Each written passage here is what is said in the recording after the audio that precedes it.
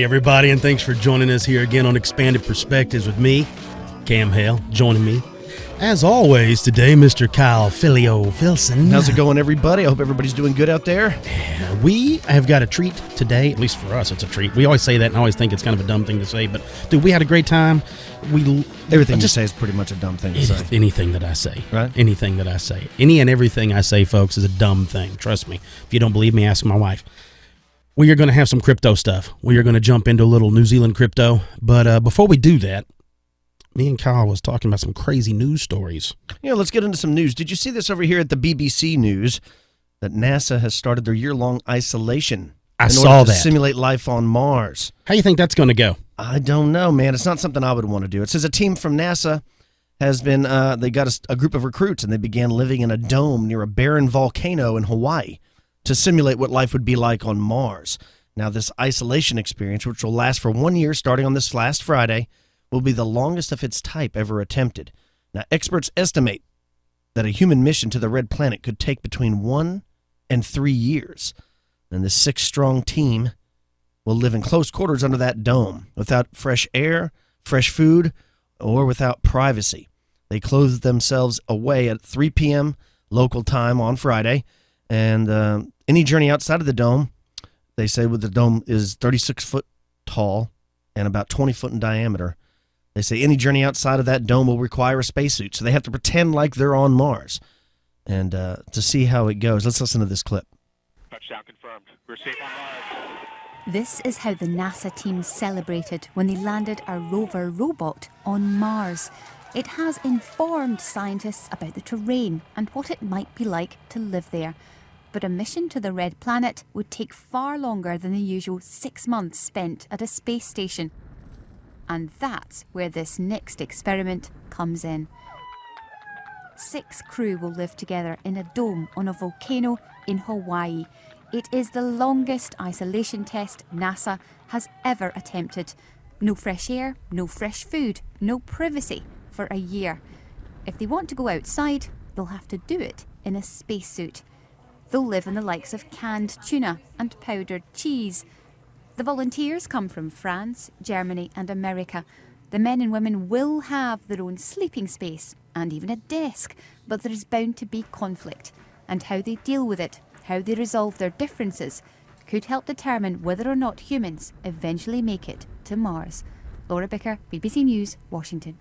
So there you go. It says the men and women will each have a small sleeping cot and a desk inside their rooms, and provisions will include powdered cheese, canned tuna, and other things. It says missions to the International Space Station last 6 months, and the U.S. Space Agency has recently conducted 4-month and an 8-month-long isolation experiment, but this will be the longest one so far. And they said that they're interested in seeing how humans deal with being closed in such close proximities without the ability to leave for such a long time. I can tell you how it's going to end with mass murder. You never hear what's happened to those other people. Right? Man, that's... You know what I mean? Whatever happened to me? What's the outcome?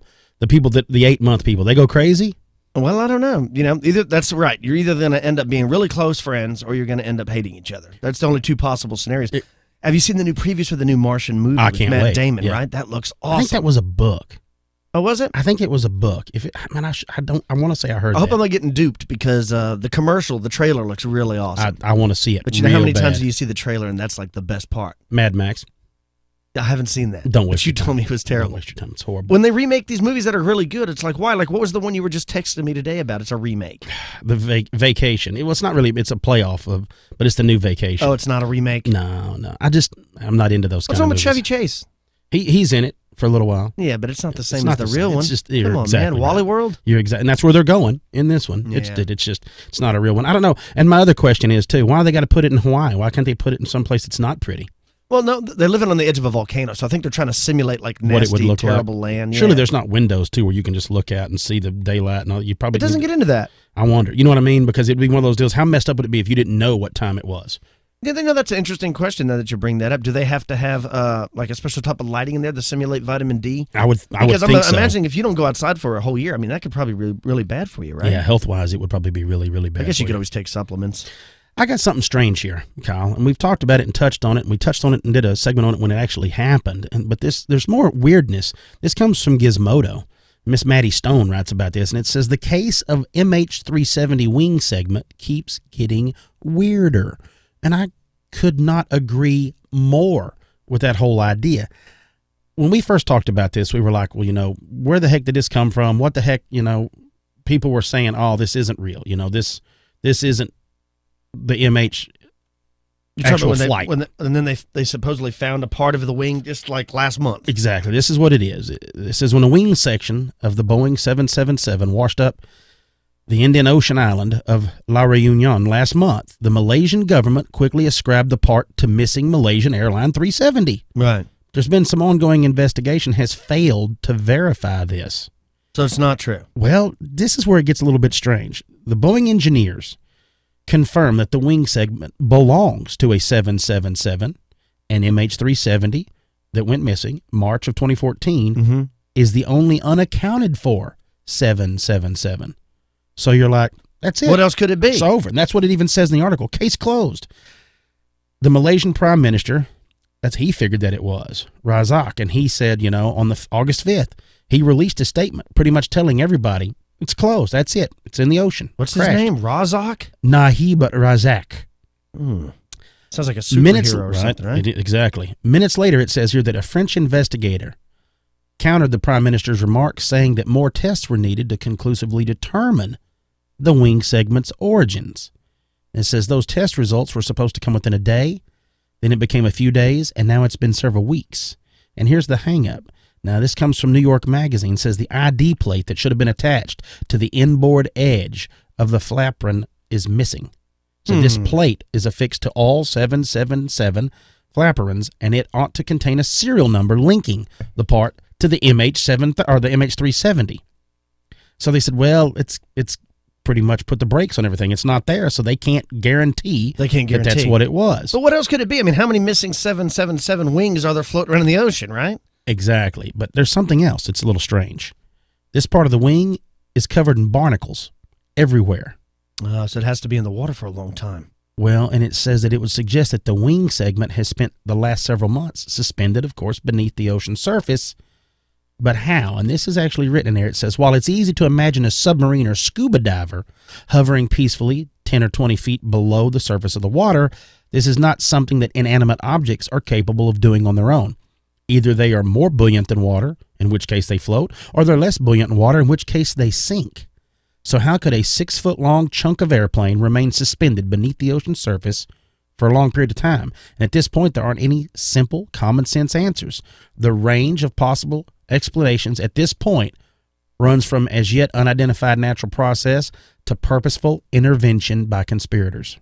Really? Well, could it be attached to the airplane 10 to 20 foot under the water and then through natural waves or something that it eventually broke off? I'm sure it could be. Or it's an example of a parallel universe, and this plane went back in time and it's been under the water for a couple hundred years or something, right? I'm sure it could be, but what you're talking about, if it's buoyant, why is all of a sudden this part floating? If the wings are that buoyant, why wasn't the whole thing floating? It was it's attached to the airplane underwater, and when it broke off, that's when it began to float.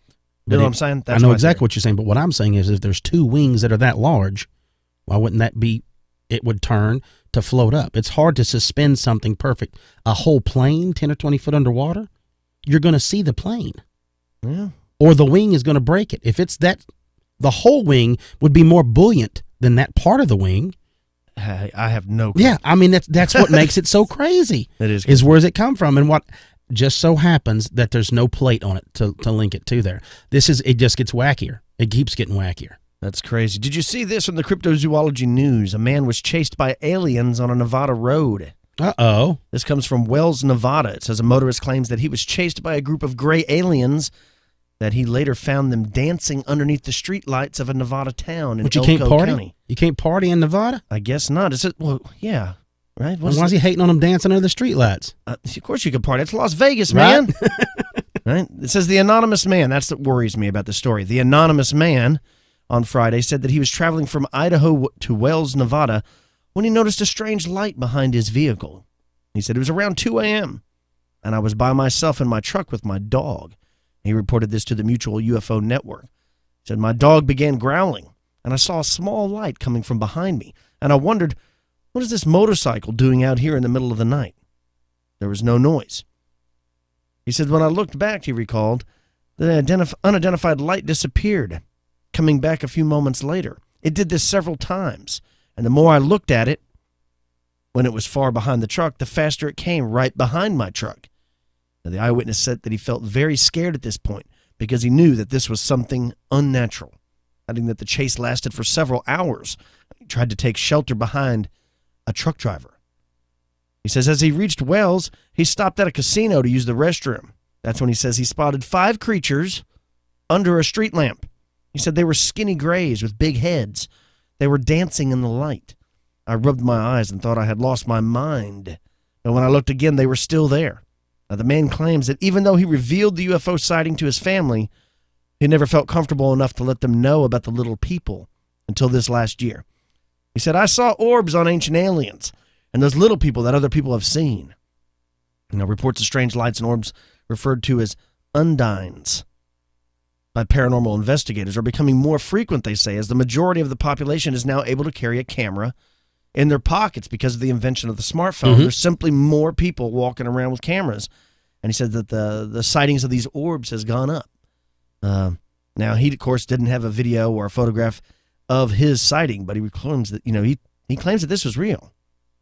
And he says, I'm grateful that other people are out there are telling what they have seen too, so I could be open about my experience. He says, because if it was just me, some people might think that I was losing my mind. Now, in case you're wondering, Wells is a small city in the northeast of Nevada. It's located between Interstate 80 and U.S. Route 93 and has a population of 1,300 people. Now, I'm not saying the guy didn't see this, but could he have been mistaken? I mean, could it have been some kids playing around? Could he have been driving for too long? I mean, he mentioned that all this started when being chased by the light was 2 a.m. He pulls over after thinking a UFO chased him and decides to go to a casino to use the restroom. Well, why not? I guess. I'm not saying it's not real. Right? I mean, I've driven for a long time. I've never seen that, but I'm not saying that it's not there. I would love to see that. Wouldn't you like to pull over and be like, what the hell is that underneath those street lights? I'd go down there and dance with them. Right. I'd have like a dance off. Oh, yeah, throwing it to you. Yeah, right. That'd be awesome. That'd be awesome. Well, Kyle, what have we got going on? Today we're going to be doing some more cryptozoology, and we've been exploring different parts of the world, so we're going to do some crypto stories from New Zealand. Right. Very exciting. Let's get into it. We're taking a break now. You're listening to Expanded Perspectives.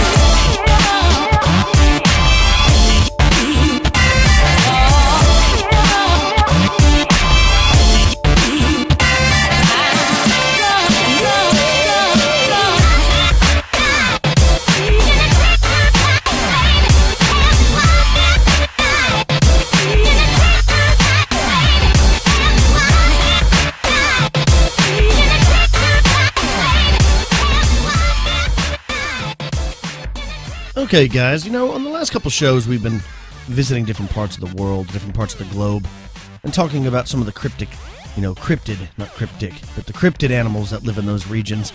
So again, today, we're going to explore a new region, a new corner of the earth that's not too far away from where we did the orang pendek and the yowies and stuff. We're going to be talking about New Zealand. Yes. Right, a lot with New Zealand and also the Philippines. And you found some interesting things when it comes to New Zealand that I was totally not aware of, but it makes sense. I mean, we know that speaking with Warren Dara and Chris Copeland that, several times they've brought new animals, these exotic creatures, to Australia, New Zealand, Tasmania, to try to see if they can get the species to grow, and it didn't work very well in most cases. It seems like that seems to be a same thing that's going on in New Zealand, or it has happened. It has happened. Where several decades ago they introduced some new animals, and then for whatever reason they didn't take off. Yeah. But then there's still sightings of these things, apparently. Yeah, well, and it gives new hope as far as to me, because I didn't know anything about this. It's one of those things, we think of cryptid animals. Whenever you bring up the word cryptid, most everybody instantly goes, oh, hell, it's Bigfoot. That's the first thing that you think of when you think of a cryptid. Or made up, or, Well, or it's like a thunderbird, or it's a pterodactyl. It's something, you're right. And it's something that's not real. This isn't a real, because, it's like an unknown species. But what's even funnier is whenever they bring something in, like you're talking about, and they introduce it, and then it dies off, but then there's still these accounts of people seeing it years and years later, much like the Thylacine.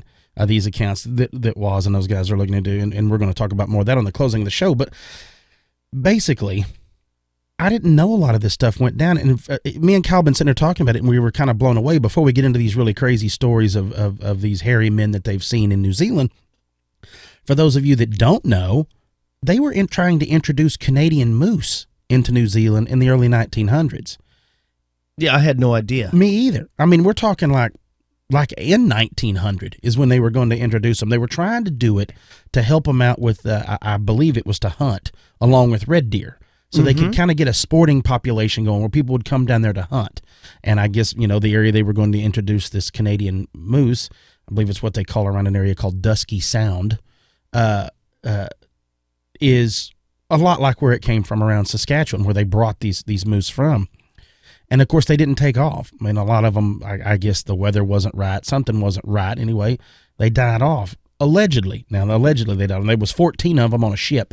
And they brought them over. Only 4 survived the ship in the early, in 1900. And then apparently, like we talked about, they so the original amount actually transported to New Zealand was only 4? Was 4 is what they said. I guess that was the initial. Well, no wonder it failed. Time. Yeah. You would think it would have to be a lot more than that. 400. Yeah, well, exactly. But back then they didn't know that. They didn't have any idea. Here's what was crazy. They were talking about they started spotting them, and allegedly there was a bull moose shot like in 1934 down there in that area. They were sightings that were real prevalent between like 1929 and 1952 of a moose now in New Zealand. So those 4 were breeding then? Well, they were first of all, they were saying no, like we talked about. You're like, no, they weren't. Well, then somebody apparently had found a shed antler in 1972, and you're like, oh, well, what is this? And they said tracks and things. Well, if you find an antler, what else exactly? How else could you explain that? Here's where it gets wild. There was a hair sample that was actually tested in 2000 that was found that confirmed it was moose hair. Then there was another hair sample found in October of 2002. They said that was snagged at waist height on some tree bark.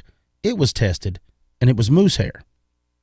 So then that's proof. Well, it's proof, because I wouldn't think that even if it was 70 years old, would it still test as moose hair if it had, or 100 years old? Or would the weather degrade it so much that you wouldn't be able to test it? Or is this something, are they out there? Is there a small pocket of them still alive? Sounds like they're out there. I mean, I guess they don't have any photographic no, they don't. Traces of it, but you don't really need photographic proof if you can find footprints, if you can find sheds. Droppings and hair. And hair, I mean, to me that I'm sure there's more to it. I'm sure there's some New Zealanders right now that are going crazy. And you guys don't know what you're talking about.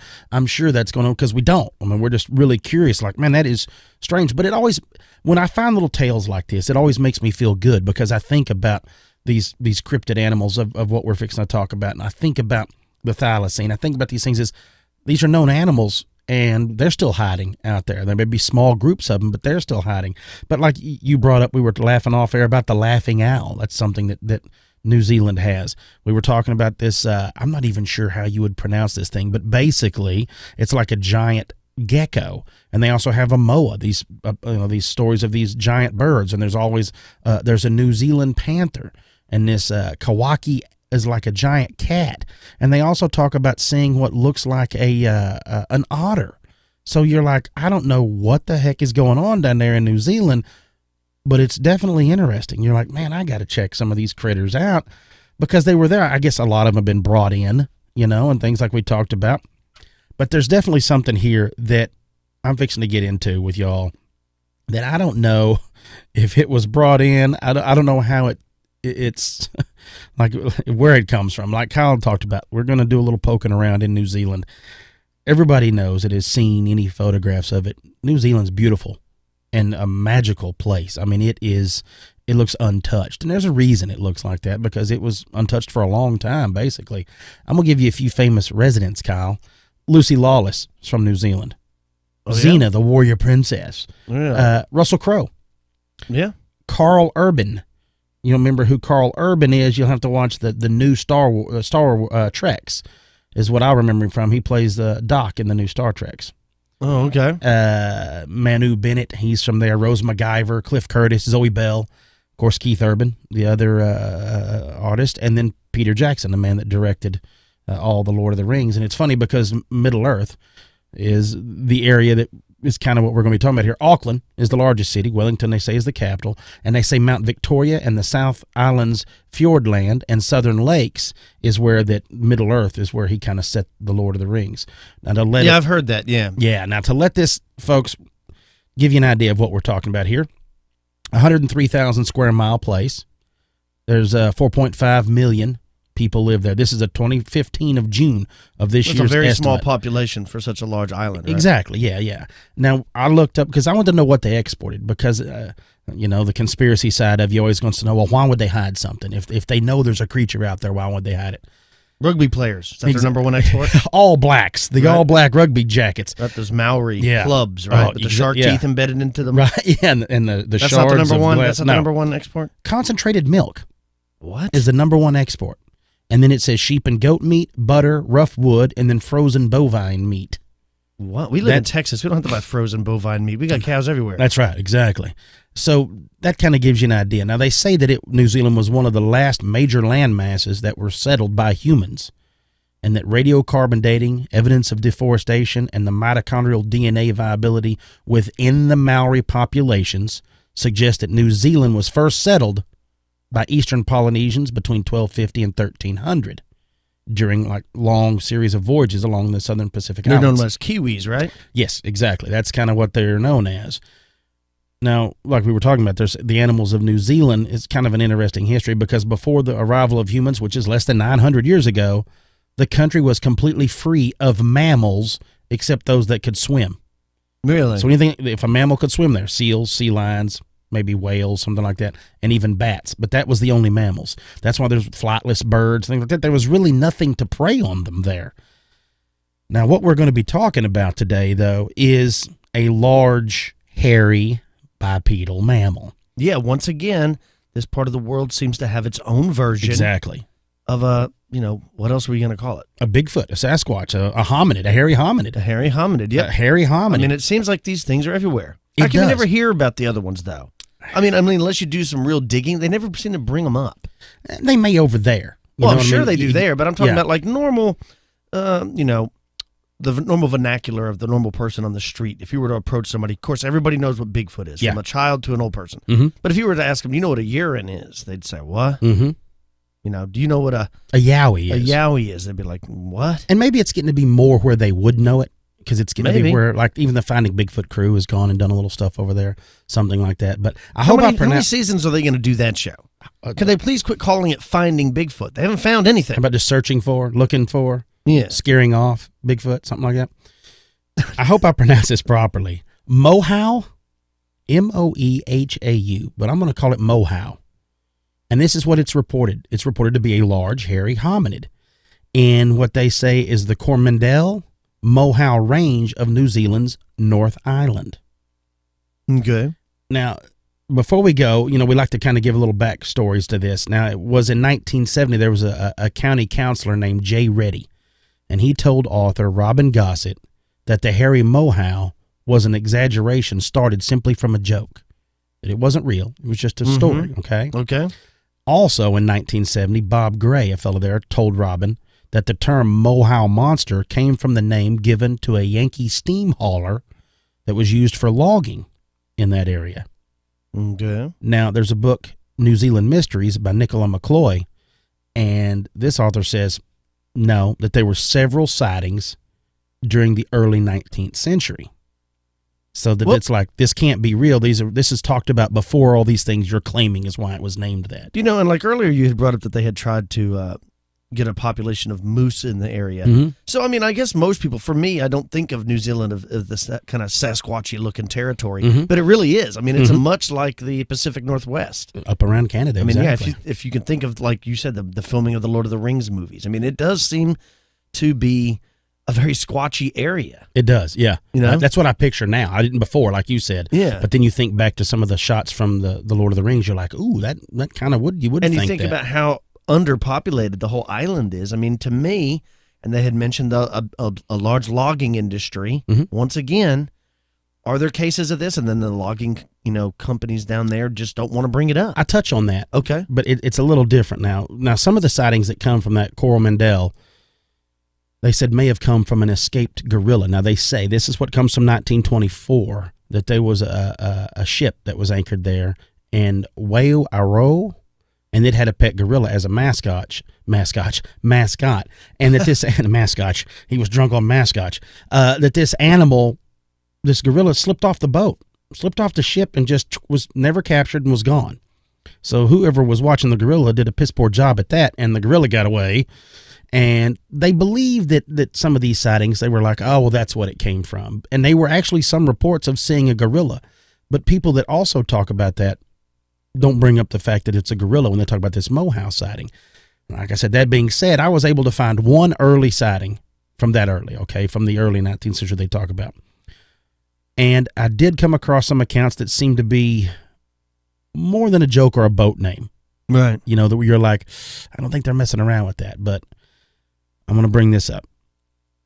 The dismissing of these early reports due to the belief of the local native tribes, okay? Uh-huh. I want to know this. Did they dismiss them because, like we've talked about, they're reporting these accountings and these findings were thought to be, and I'm throwing this out there, were they thinking that the locals and the natives that did it were uneducated, are primitive people? I'm assuming. And that's the reason that they don't want to take it? Everywhere they assume that, right? Exactly. I don't know if that's why, but I'm thinking maybe it is. Or, like you brought up, was it a cover-up of an unknown creature? Okay? Right. That the government was worried about maybe dampening the ability to buy and control more lands for these dairy and sheep farms that they have down there. Maybe it's the logging, but we know the dairy and sheep farms, and, they didn't want this to be out there because it would be land that they couldn't use. So we're going to jump into this. Now, in most cases, the main evidence of any of these creatures is simply what? Footprints. Yep. Well, in 1903, there were some footprints larger than a man's found in the Karakangak Gorge.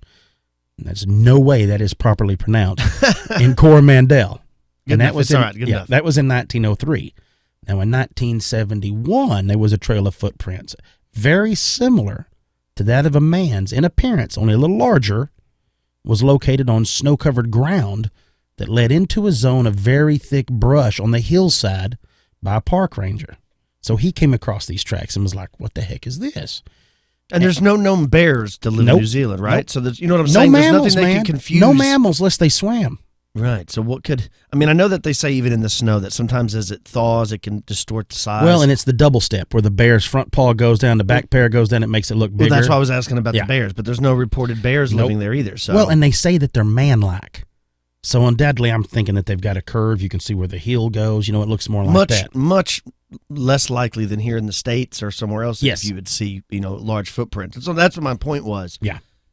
What else could be making What else could be confusing it for it? I got you, yeah.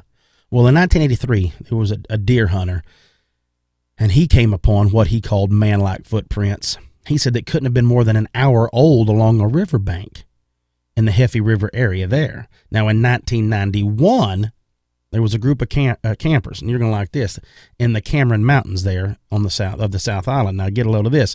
They elected at the time to abandon their camp completely after finding what they said was unusual large man-beast prints near where they were camping. Whoa. So I guess they set it up, went to walking around, Yeah. maybe picking up firewood, doing their thing, come across these tracks. They're like, what the hell is that? Gather your stuff. I'm out. I don't blame them. It would be terrifying if you're out camping. Just picture on your own, you're out there and you're collecting tinder and firewood, and all of a sudden you see these giant footprints. What would you think? My first thing is somebody's horsing around. Well, that would be my first thing. But also, too, you got to think about what stories you may have heard as you were younger growing up, some of these stories. Mm-hmm. Some of these stories. Here's one from 1970. There was a party of campers. Go out, set up all their stuff, right? Get everything set up. They're going to have a good evening. Got their little fire going. They're all chilling. They straight up abandoned everything and took off because they said there was a 2-meter tall man beast, started screaming from the shadows and throwing rocks of all sizes towards them and their camp. Awful aggressive. It's almost territorial in that fact, like we're talking about with a primate territorial. Now, in 1972, there was a hunter in the Coromandel Range, and he claimed that he watched a naked, hairy man beast about 2 meters tall. He said watched it work its way through some scrub brush on the other side of a gully. And then, of course, upon investigating where he last saw the creature, he found the trail of man-like footprints that led into some real thick undergrowth that, and of course he didn't pursue it. But so he watched this thing move and then right to the trail, and there's these footprints that look like a very man-like. Wow. How do you explain that? When you start seeing things like this, and they said, he had long enough, they said it was man-like and it was 2 meters tall. So you're like, okay, it's roughly man-sized. Yeah. It's not a gorilla. Gorilla's not man-sized. My size, but I'm not a big dude. So, you're talking about things along that. Now, there was an undated sighting from a local New Zealand newspaper stated that there was an occupier there of a lake, Manchupupa. I don't know. There was a pub there. And anyway, this person at the pub had claimed that his vegetable garden was being raided, and that he had actually seen this man beast dashing around in the evenings with an armload of silver beets out of this garden. So it's a vegetarian. It eats whatever, found a garden, found some place it could get food, slipped up in there. And gorillas are vegetarians? Mm-hmm. Yeah, that's true. Well, yeah. Well, because they've never had a cheeseburger. And of course, and like you mentioned, the mascot that was on that boat that fell off overboard or whatever. Or just escaped, decided to hell with it. According to Google, gorillas cannot swim. Really? That's what they say. So maybe it had to be docked. It was going to have to be really... Who knows? Now, we know chimpanzees can swim, but gorillas cannot. It says they're too big. I don't know. It says they got little bitty legs. They can't really kick. They avoid large bodies of water. I do too. Yeah, that's true. That's true. So even more that's like that. All right. Now, like we discussed earlier, folks, the rock throwing report. Now, these creatures are believed to be more aggressive than what we normally think of when we think of Bigfoot. Which, if you think about it, is really not that strange. Because some dogs, they like to be loved on, like to be petted on. They're like lap dogs. And then you look on the other spectrum, and we've got wolves. Right. You know what I mean? So they're back in California now. Well, just because one animal likes it doesn't mean they all will. Just because Bigfoot may seem to like certain things or Sasquatch may seem to be friendly, don't mean they're all friendly. Just because there's a Care Bear don't mean you want to go up and pet a grizzly bear. That's not how these things work. So that said, this is the one 19th century account that I could find where it was believed that these creatures that we're talking about were responsible for the finding of a headless, partially devoured body of a prospector in the Martha Mine region in 1882. Ooh. And later, and further up the hills, they found the corpse of a woman, and it was discovered that she had been dragged from a shack in which she lived with the remainder of her family, and that her neck had been broken. So something had come and got her and dragged her away. Now, that's saying, look, partially devoured, if there was truly no mammals that were there before this time and things have been brought in, what ate it? If we're going to play what ate it, what ate this partially devoured body of a prospector? Buzzards. Exactly. New Zealand buzzards or vultures. They got to have something like that. They've got to have some kind of vulture, I would think. Mother Nature always has a cleanup crew. There's going to be some kind of lizards. Even if they're small lizards, maybe there's something coming through to clean them up. You're right. We don't know what it was. Now, you talk about this woman that they found her with her, she'd been dragged off and had her neck broke. Is it these creatures, or is it the fact that maybe her and her husband got in a little tiff and he didn't like the way she washed the dishes, or dinner was cold, and back then you're out in the middle of nowhere and, that's it. You just kill her and drag her off. I don't know. You know what I'm saying? Anything's possible. There's a lot of conjecture with that whole deal. Yeah, you think about it. You're like, are we really going to lay this blame on there?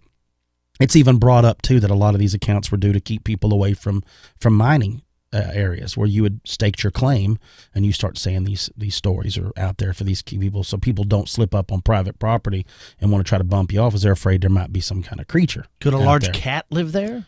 Well, they've talked about it. They've talked about that cat there in New Zealand. So, I don't know. Now, what we were talking about, this aggressive behavior of the mohau, or they actually also have the thing called tonginas, and they said that they were greatly feared by a population of tribes people there in the lower Wanganui River. So, but I like how you always ask me. yeah, as I'm if like, I man, know. yeah, I'm hoping you do. I'm hoping you do. no. I'm putting it out there for anybody. But these people actually said that if fishermen strayed too far into their territories Yeah. while they were fishing, that these creatures would attack them. Oh, they don't like them taking their fish. No. But what's wild is these attacks have vanished in all the more modern accounts of anything where people have ever run into them. They've never had these attacks. Now, it seems more like like I said, we would think of Bigfoot sightings now, as that the creature at the first sight of humans just takes off. When they see them, they just run. Now, the Maori believe that these creatures were able to crush their strongest warriors and kill them with their bare hands. That's saying a lot because the Maoris were tough. That's what I said. I said, because Maori, these are very proud, strong people and fierce warriors, and then they're thinking these things could mess them up. So that says a lot in and of itself. Now, I found something strange. These creatures are also said to be tool producing. Really? Making things out of wood and stone. And they said that these, I guess people have found them, but they believe it looks a lot like what the early hominids would build. So I don't know how you could relate that to, unless it looked fresh, unless there was, something else to it, as far as maybe they found them and somebody was just messing around, or maybe they found old ones and were like, oh, well, this. I like the idea of making primitive tools, though. That's pretty crazy. That's pretty neat, yeah. So, I mean, you're telling me the Maori people, even with their, what is that dance they do, the haka? The haka. That wouldn't even frighten these things? No, they don't care. Yeah, these big creatures in the Maori are like, I ain't messing with them. Messing with them and all. Now, here's what these things are believed to look like I told you. Tall as a man, completely covered with hair, and marginal ape-like features on the face. So George the Animal Steel. Pretty much, yeah. But does that not go along with a lot of the Bigfoot sightings? A lot of it looks like that. Now, yeah, they claim that. I've heard that lots of times. Here's what's wild. There's a primary difference from this human appearance, and it's because these mohau are believed to have extremely long fingers tipped with sharp talons capable of tearing apart what is considered the toughest prey. So basically they got big claws. Big claws. That's what made them described as manimals. People there described them as manimals. And there's even reports, and I couldn't find, you always hear these things and these things that you find, all these reports. Reports aren't easy to find on these things, but they said that people have seen them with spearing fish with these long fingernails on their fingers, like crouched by the water, and I guess stabbing little fish to eat these. That's things. Interesting. Now, it is possible that if these man beasts existed prehistorically, they would have been capable of bringing down pretty much anything. You got to think about that, being able to attack anything with these large, talons and being able to attack stuff. But some people have said, well, maybe their talons are used to tear apart old, like rotten logs. The Maori are known to eat these grubs called hoo-hoo grubs. And there's, big, and we've seen that a ton of times of people, the natives in these areas eating these grub worms out of these trees. Right. It's a great source of protein, things like that. Some people have speculated, well, maybe that's what they're doing with those claws. They're not really made to attack and do all this. It's made for tearing into wood and tearing through all that. Now, there's a little bit of a difference here when we start talking about these creatures, too, is there seems to be two different camps of them and a little bit of two different looks. Now, the Matua, as I go along, the Matua or the Tuarangi and the Rapue are what's considered to be giants, like an ape that's 3 meters tall. That's what they're talking about. Wow. So you're talking 10 foot. Yeah. A 10-footer. 9 foot at least, yeah. Now, the mohau that we bring up, they've also kind of named them a little bit something else, a mahero. But the mohau are believed to be of a statue of an ordinary human being. So it's funny that they've got no primates. Now they see these, but there's two different groups of these. Now, it gets even stranger. It's not that strange, though, to me, to think that there's two different groups. I mean, because different species? I think that even North America, there's multiple groups. We talk about it. Yes, yeah. I think but you would think on something like this, at least I would, that they would be one, there's just one group, but there's not. There's not like one species. So when you start adding multiple species, to me, then you have to start adding larger groups or larger numbers of those different species in order to be a viable breeding population. Yeah. In order to make it work. So then you would think, well, I should see them more. I should come across bodies. I should come across something if there's going to be multiple species. Where if it's one species at interbreeding and all that, you might be able to keep a smaller group. Maybe not. There's even, some have said that they've heard of stories of people finding caves full of very strange skeletons. And there's even locals in these areas of these mountains that claim that they have seen it, and that there's in one of these caves they found skeletons of small men with red hair, and another cave with giant skeletons over 7 foot tall. There's your giants again. The giants with the red hair, even the small people with the red hair, sounds like the orang pendants. It does, right? It's strange. What is that? Now, I'm going to read you something here from the Taranaki Daily News, February 5th, 1952. And this is actually what it said. This was the heading: Strange hairy creature reported on the East Coast, believed by some to be a gorilla. And it reads, persistent reports from Coromandel Peninsula say that a strange hairy creature, thought by some to be a gorilla, lurks at the back of the Waru in the wild bush country of the Mohau Range. When Dr. Roy Norman and Mr. Douglas Tawana of North Auckland were pig hunting in the area, they said they caught a fleeting glimpse of a hairy man, or possibly a gorilla, running along a brush track. Mr. F.W. Winslick of Amado Bay said tonight that about 30 years ago a ship was lying off Waru, which had a young gorilla as a mascot. The animal left the ship and got ashore. Since then, there have been repeated rumors of strange occurrences in the hills. Stories deal with night intrusions into camps, dogs bristling and snarling because of a strange presence, and a mysterious footfall in the bush. A hunter, Mr. H. Beasley, has found a cave with evidence of a man or beast living under primitive conditions, which contained bones of animals presumably eaten raw and collections of shells. It was possible, but highly improbable, that the strange hairy being, believed to be lurking in the Mohau Ranges, was a gorilla, or in fact any species of the ape family.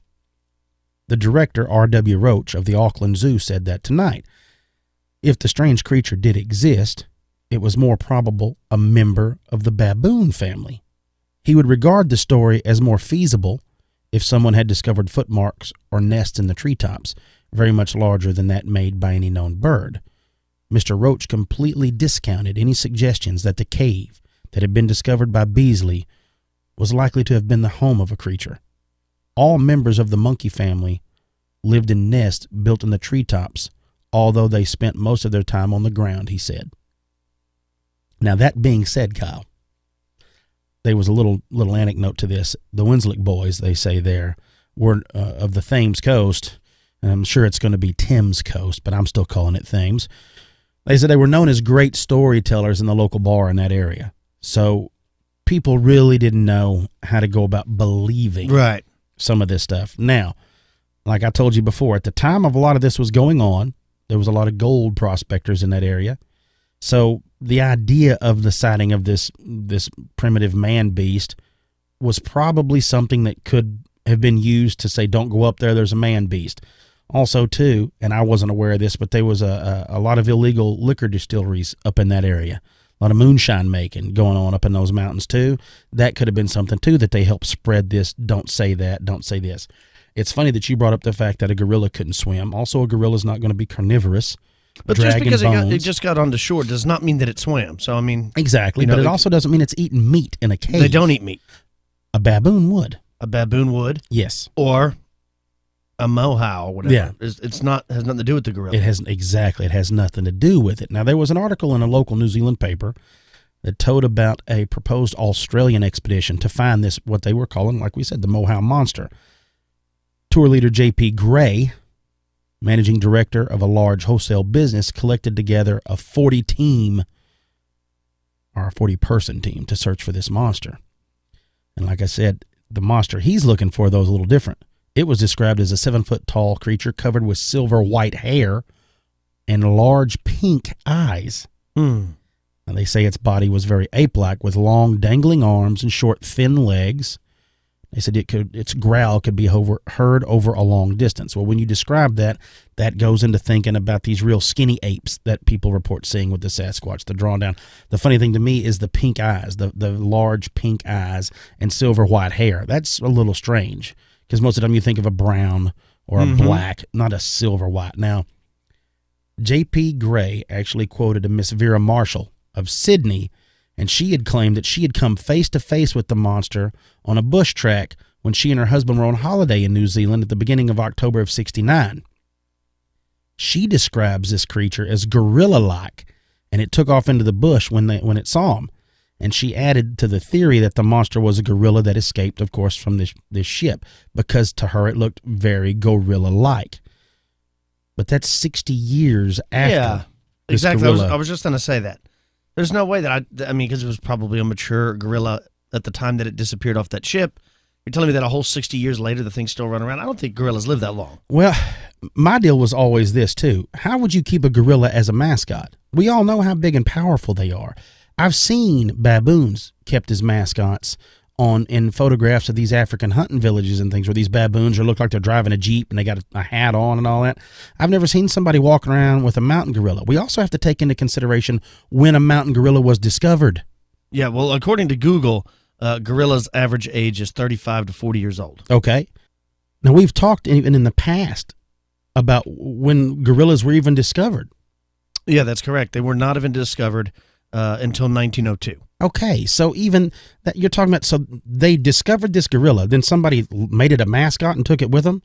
Yeah, Before anybody knew 20-something years after they discovered before anybody knew anything about it. I'm not saying it didn't happen. I'm not saying it didn't happen. I guess it's possible. Oh, yeah, it's completely possible, but it just doesn't seem to be jiving. You know what I mean? It just doesn't seem to be adding up on this. Exactly. It's like a tall tale, especially if the two guys that are in this bar or in this town that are known for telling these wild stories. I mean, is that where it came from? Exactly. So, but there's enough sightings and tracks and stuff that people are like, man, I don't know what this is. Now, there's also a part where, like we talked about, the little red-haired men, and that goes back into some fairy folk tales with the Maori, and they actually have these people named, and it's Turahu. There's some strange names, and it basically means fair-skinned with red hair. So they actually know. So they in their folklore have in the Maori tales. They talk about little red-headed, fair-skinned fairy people. Man, that's cool. Isn't that wild? Yeah. But it doesn't mean that's what they found in these caves. No, It doesn't mean it sure is. It's convenient that those start lining up to kind of give it a little. You're bit more 100% right. credence. The cave where they found all these bones. I mean, it'd be interesting. I'm like, well, could you be more descriptive? Are they human bones? I mean, what are they bones exactly, of? Exactly. Again, it's a nice story, but there's nothing really to back it up. And we've even talked about in the past about Mr. Rex Gilroy. Oh, yeah. Rex, He's an Australian cryptozoologist. Yeah. And, he considers himself a Yowie expert and all that. Well, he traveled to New Zealand in 2001 because he was intrigued about all this. So he actually got into it, and this was part of his ongoing, what he called was his Operation Yowie project, and he was looking for physical evidence on relic hominids. So I'm sure, you're right there close. Well, the story goes that him and his wife found 3, what he said was fossil hominid footprints in the Karen Hockey Gorge, and there was enough information in that area, he said, that convinced him that there was indeed something to the Mohau Man stories. Wow, yeah. He's really cool. I mean, he's like the Australian Lauren Coleman. Yes. He's a big-time cryptozoologist. Have you ever seen the plaster castings he's made of this supposed tracks? They look pretty cool, along with the T-Rex track I got. He's got some crazy stuff. Yeah. I mean, he's a big Yowie guy. Yowie guy, yeah. Now, here's what's pretty cool. There was a part, he was in a remote forest track of this Urwera National Park on the east coast of the North Island. They discovered what was said a number of faded tracks in a patch of soil there that led a few yards away to discover that they were 2 clearly visible and worth casting, and those are the ones that you see. Now, the left and the right foot impressions measured 29.5 centimeters in length and 13 centimeters in width across the toes, 10 centimeters width at midfoot, and 7.5 at the heel, making what they said the owner of this track 5 foot 6 inches in height. Okay. So, a small, stocky dude running around out there in the woods. So, look, could it be a local native? Could it be something along that lines? I think it could be. I very possibly think it could be. Or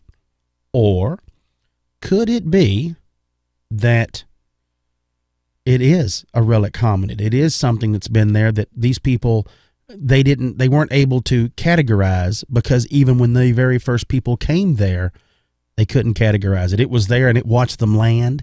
It did all this stuff, and it wasn't going to be found then. Just because it wasn't categorized does not mean it wasn't there. You're That's the 100% thing right. I guess I want to say the most, is just because people said, well, there was no mammals on there. There were no mammals that you found.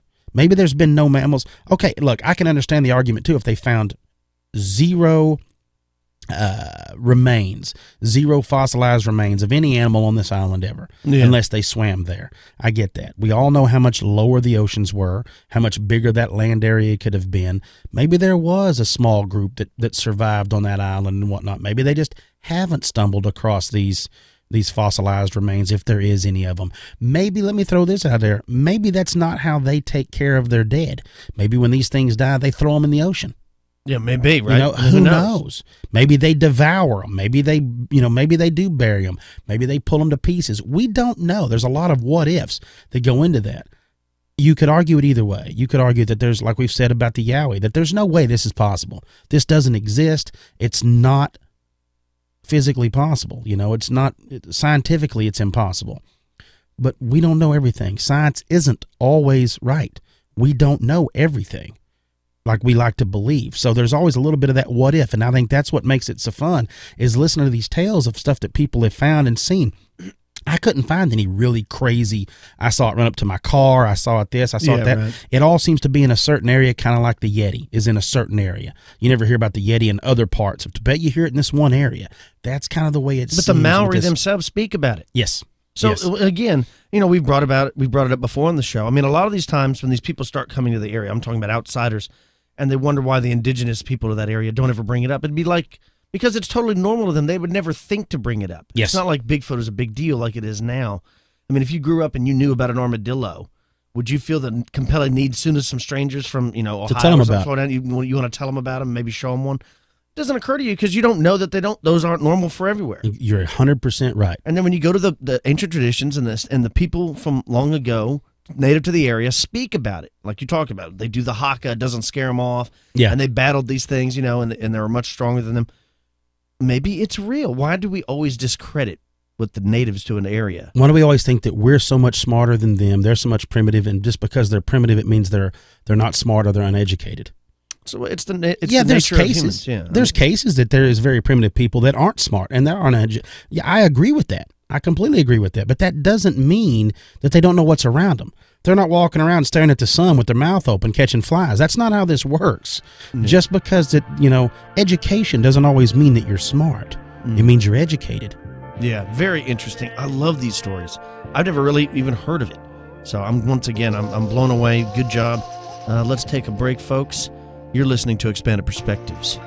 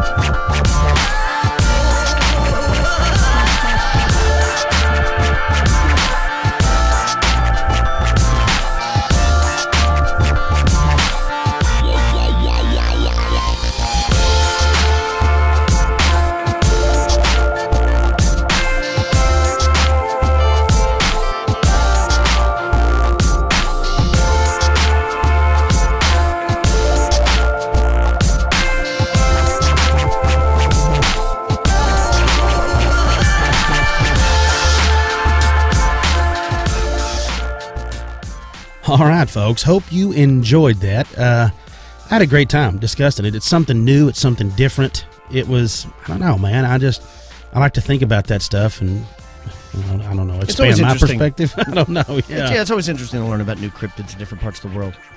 Speaking of that, in that area, well, we're going to be sticking to the theme of the Down Under. Now, look, I know they give each other a hard time. The New Zealanders and the Australians, they give each other a hard time. We've got some Australians that are like family to us, good brothers down there, and we've had them on the show a few times. They've got a new show coming out, folks. Waz and Chris and Bill down there with the Thylacine Research Unit. For everybody in the UK, this is for all you UK listeners, for everybody in the UK, keep your eyes open on Discovery and the Animal Planet down there, September 6th. They're going to be airing their episode of their new show, The Hunt for the Tasmanian Tiger. Yeah, right. I wish I could see it. Well, this is what it is, folks. If everybody that's listening in the UK right now, if y'all watch that and it gets some good numbers and the whole thing, now the rest of Europe will end up receiving it on the in October sometime is when it'll come out, but it's going to be aired there in the UK. Let's make a big push. Let's get it, because as soon as y'all back it up and it gets some good numbers, we get to see it. So basically, I'm asking a big favor because I want to see it. So the more that watch it there, it'll be better for everybody. It'll get everything going, because I'm curious about it, because I am, we talk to them off air lots and we discuss stuff with them back and forth, even, has nothing related with the show, just discussing things. But I'm really excited because this is one of those things, like we've said before, and we've had them on the show, I could really get behind. So, folks, you can go to the TRU's Facebook page. Yeah, they have a podcast on YouTube. I mean, you can go listen to a bunch of this stuff and check it all out and kind of familiarize yourself with it. And those guys are a whole lot of fun, and also sticking along that little line of talk. There's another fella down there listening in Queensland, Mr. Luke Nowland, down here at the golf course. Now, he needs to stay out of trouble. Troublemaker down there on the golf course. Every time I think of that, I think of him down there. He's going to be like Carl on Caddyshack. So, yeah. Luke, Cinderella story out of nowhere. You stay out of trouble down there. Don't let Waz give you too much of a problem. We are having technical difficulties because I'm an idiot. So if anything sounds wacky, it's me doing it because I'm overriding Kyle and making him tune things in and out of it because my hearing's going. So everything other than that's going great. Kyle. Yes, sir.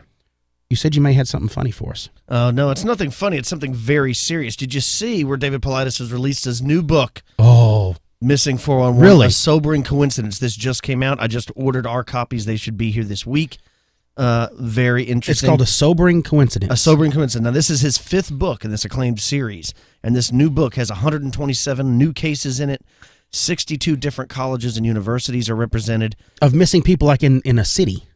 Is that what this is? I don't know what it is. It's just, I haven't. If it's college universities, it's got to be along those lines, right? Well, they're represented is all it says. So I'm wondering. It says that it spans from the 1928 to 2015.